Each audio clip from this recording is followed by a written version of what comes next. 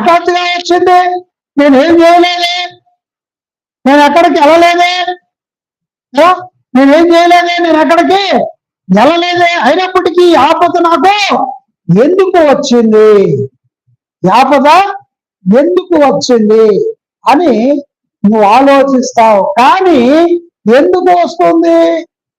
నీ మనసు కుటీలమైన మనస్సు, నీ మనస్సు కుటీలమైన మనస్సు కనుక, నీ మనస్సు సాఫ్ లేదు కనుక నువ్వు పైకి ఒకటి లోపటికి ఒకటి చేస్తావు కనుక దేవునికి అది నచ్చలేదు, దేవునికి అది నచ్చలేదు.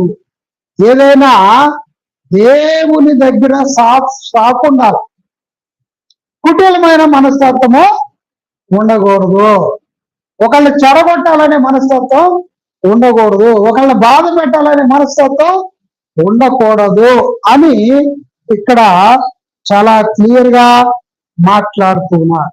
అందుకనే ఇక్కడ మనం చూసుకుంటే, కాబట్టి ఆపద వాని మీదికి హఠాత్తుగా వచ్చును, వాడు తిరగలేకుండా ఆ క్షణమందే నలుగగొట్టబడును అని వాక్యం ఇక్కడ సెలవిస్తుంది. ఇక్కడ మనం ఒక వచనం చూద్దాం. 2 దినవృత్తాంతములు 36:16 చూద్దాం.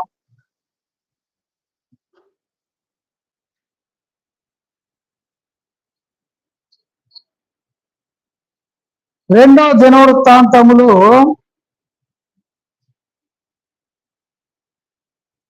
36:16.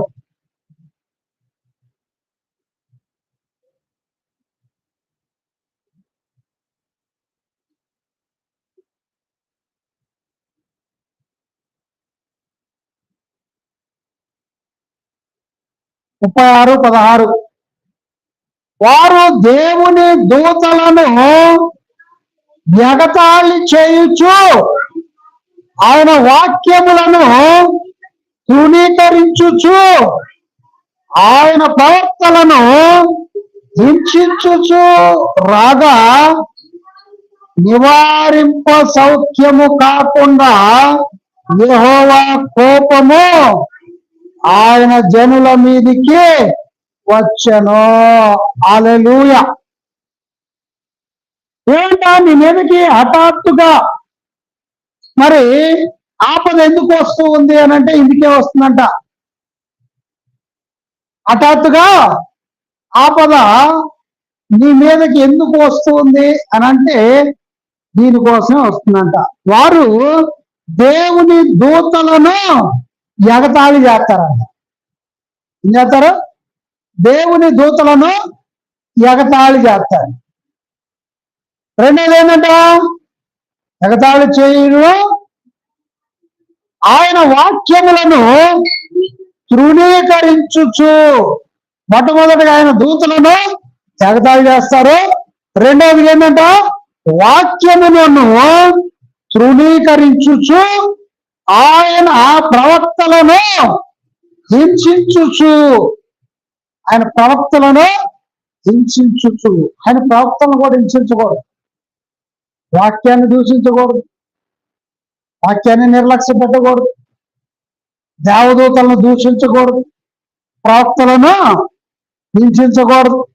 ఇంకేమన్నాడు? ప్రవక్తలను హింసించుచు రాగా నివాసింప సౌఖ్యము కాకుండా యెహోవా కోపము ఆయన జనుల మీదికి వచ్చెను. ఎప్పుడైతే దేవదూతలను నువ్వు ఎగతాళి చేస్తావో, వాక్యములను తృణీకరించుతావో, ప్రవక్తలను హింసిస్తావో, నీ మీదకి హఠాత్తుగా ఆపదలు వస్తాయి. ఎందుకు హఠాత్తుగా ఆపదలు వస్తాయంటే దేవుని కోపము ఎప్పుడు కూడా హఠాత్తుగానే వస్తుంది.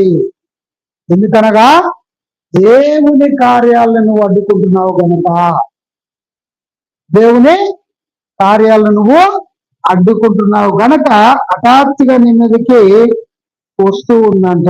ఇంకా వచ్చిన కూడా చూద్దాం.